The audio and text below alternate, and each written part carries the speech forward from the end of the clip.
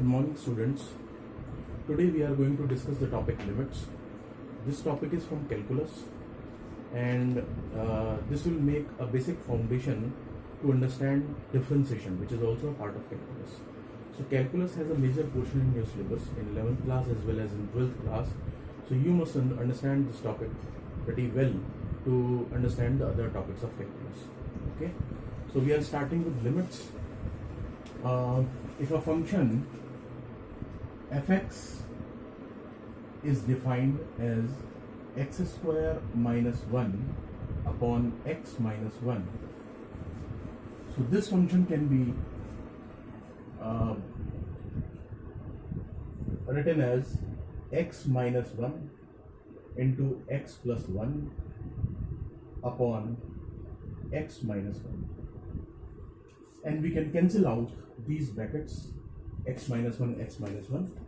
So the function becomes fx is equal to x plus 1. So if we want to calculate the value of this function at any value of x, we can put the value of x over here and we'll get the value of fx. For example, if you want to calculate fx at x is equal to 2, this value will be f2 is 2 plus 1, that is 3. And suppose we want to calculate the value of fx at x is equal to 1, then this will be f1 will be equal to 1 plus 1, 1 plus 1, that is 2. So we have calculated the value of fx at x is equal to 1, and it is coming as 2. But if you want to calculate the value of x through this function, original function, so this will be fx is equal to 1 square minus 1 upon 1 minus 1. 1 square is 1, so this is 1 minus 1 upon 1 minus 1, that is 0 upon 0. And this value is not defined. So we are seeing that when we put x is equal to 1 in the original function, then this value is 0 upon 0, which is not defined. And if we solve this like this, and finally we get fx is equal to x plus 1, if you put the value of x1 here, you get the value 2. So a function cannot have two values at the same value of x. So it means there is some problem. So we should view it once again. What have we done? We have written this x square minus 1 as x minus 1 into x plus 1, and we have cancelled out these brackets. It means we have discarded one value of x, that is x is equal to 1. Then this function is having fx is equal to x plus 2. So this should be described in this way, that fx is equal to x plus 1 when x is not equal to 1. Because this function is not defined for x is equal to 1. When we are putting directly the value, this is undefined. It means this particular function is not defined for x is equal to 1. So this is the importance of limit, that we can calculate the value of a function on a particular value of x for which it is not defined. So how will we calculate? We can see in this that if we put x is equal to 0.99, 0.99 is very close to 1 but not equal to 1. So we can calculate the value of the function fx as x plus 1. So this was 0.99 plus 1, that is 1.99.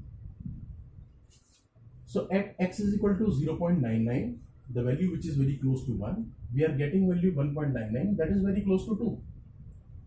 Again we can put another value. Suppose we take 0.9, then this fx will be 0.9 plus 1, that is 1.9. Again this value is close to 2. Now these two values were less than 1. If we put a value greater than 1, then we can put x is equal to 0 0.1, 0 0.01 suppose. Then fx will be equal to not 1, sorry, 0, not 0 0.01, we are putting the value 1.1 because it has to be close to 1. So when we are putting value x is equal to 1.1, this will be 1.1 plus 1, and that is 2.1. Now if you put the value x is equal to 1.01, then this will be fx will be equal to 1.01 plus 1, that is 2.01. So this value is again close to 2. When we are putting the value less than 1 but close to 1, we are getting the value almost equal to 2. And when we are putting the value greater than 1 but close to 1, we are getting the value close to 2. So it means we can write like this: when x approaches the value 1, then fx approaches the value 2. So this can be written in terms of limits like this, that limit x tends to 1, fx will be equal to limit x tends to 1, x square minus 1 upon x minus 1 is equal to 2. So the use of limit is that limit shows that when x is approaching the value 1, but x will not be equal to 1, it is approaching the value very close to 1, then fx will get the value very close to 2. So in this way we have calculated the value of function very close to x is equal to 1. So this is the significance of and importance of limits. So this was the basic. Now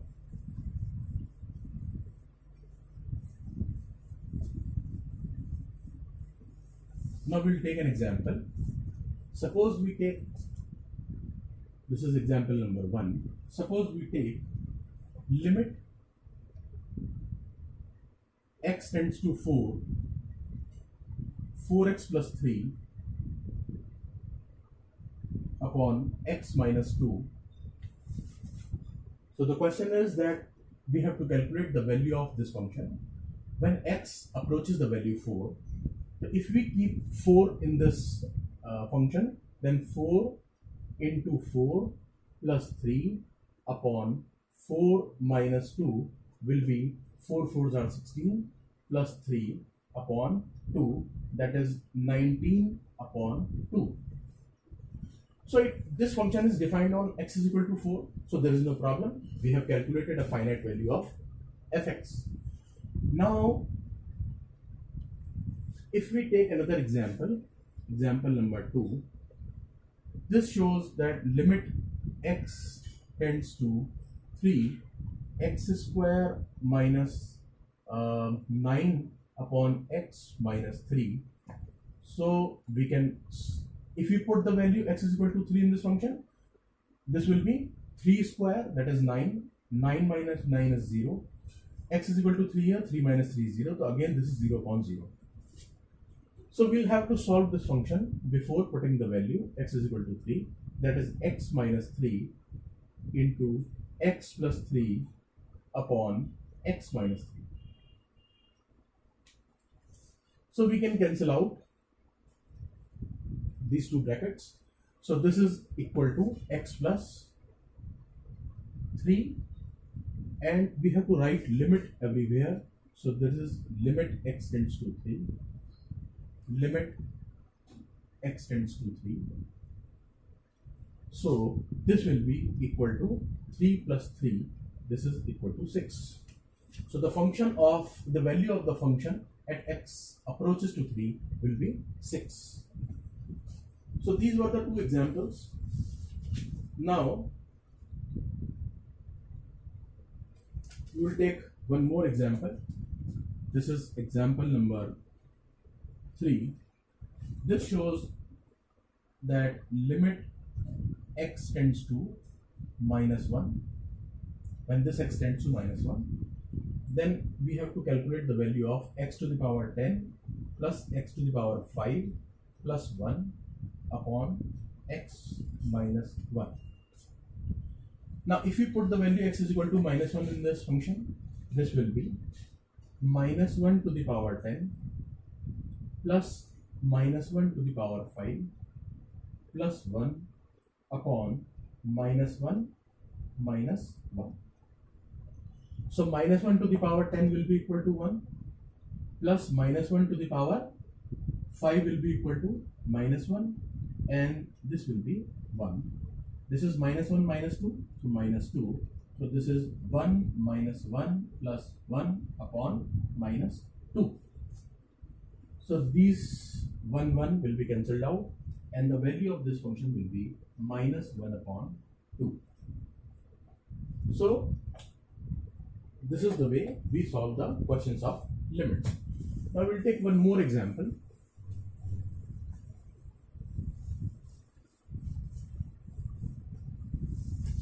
Example number 4. Example number 4. This is evaluate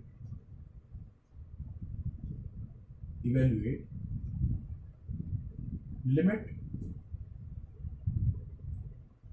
x tends to 0 under root 1 plus x minus under root 1 minus x upon x.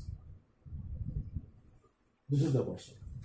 We have to calculate the value of this function at this way. So if we put directly x is equal to 0, this will be 1 plus 0, 1. 1 minus 0 is again 1. 1 minus 1 is 0. So numerator is 0. And if you put x is equal to 0 here, this is 0 upon 0. So again, this function is not defined for the value x is equal to 0. But we want to calculate this value. So what will we do? We'll apply the same fundamental here. Now, this is limit x tends to 0,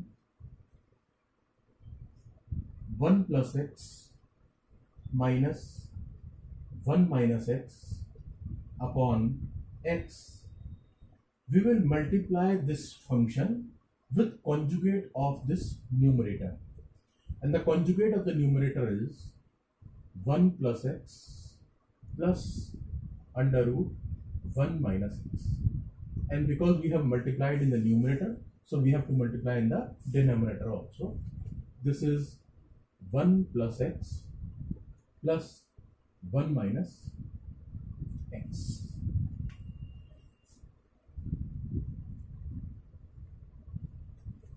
Now this is a minus b into a plus b. That will be a square minus b square.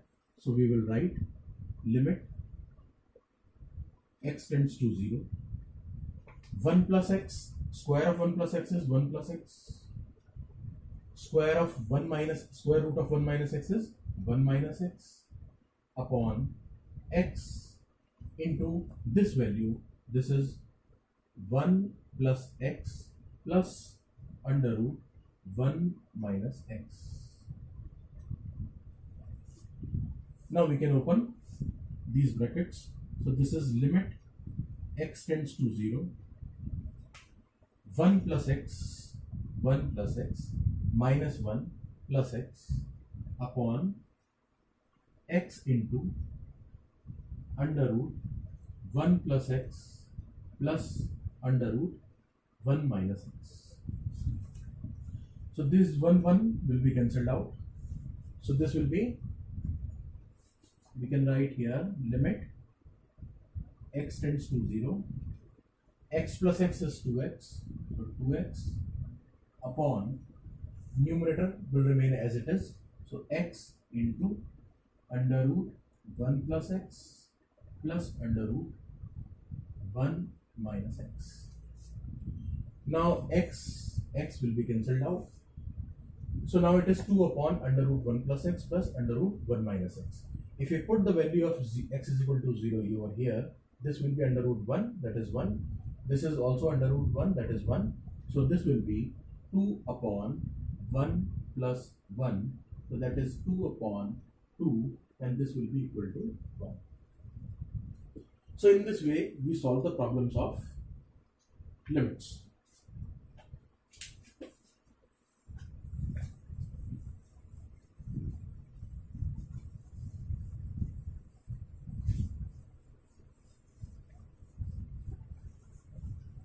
So now, this is the way we have solved the problem. Now, we have to see algebra of limits. There is an algebra of limits, that is the first algebra of limits.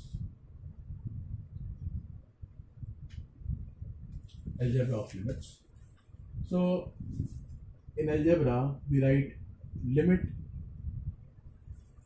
x tends to a, x tends to a, fx plus gx. If we have two functions of x, fx and gx, then we can open it like this: limit x tends to a, fx plus limit x tends to a, gx. If it is like this, limit x tends to a, fx minus gx, this will be limit x tends to a, fx minus limit x tends to a, gx. So we can open this like this. Now, if it is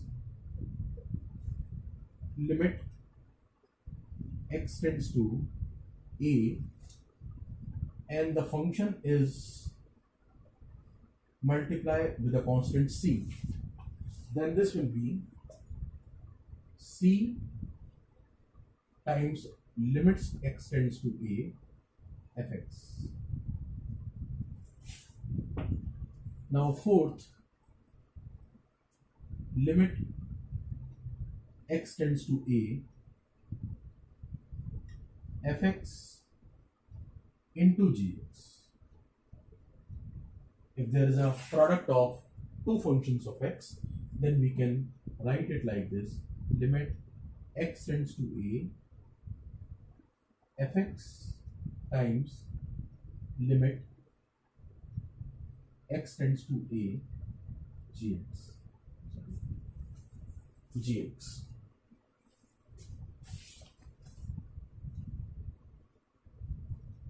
Gx.